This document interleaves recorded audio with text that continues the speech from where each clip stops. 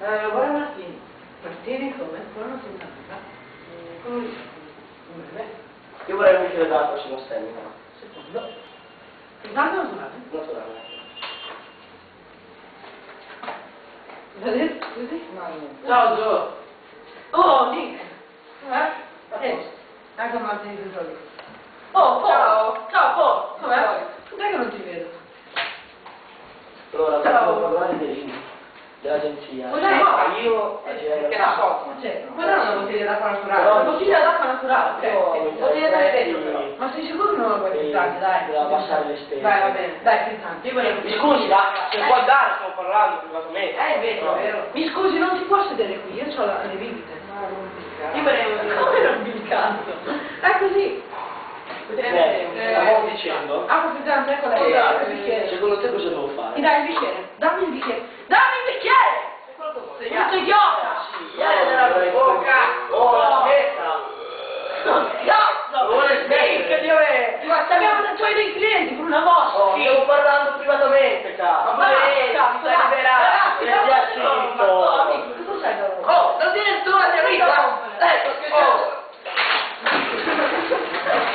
Ma che ne so,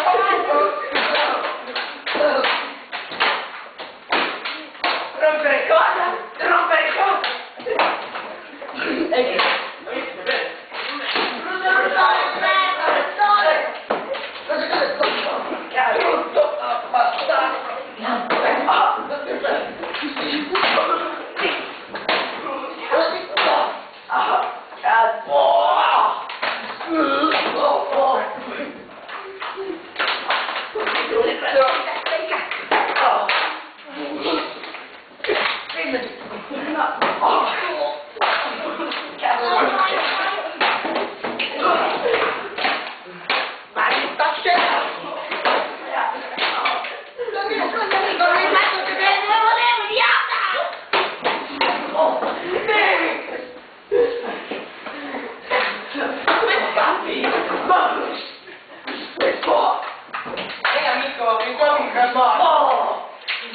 Come ti fermasti, stronzo? Brutto, vai!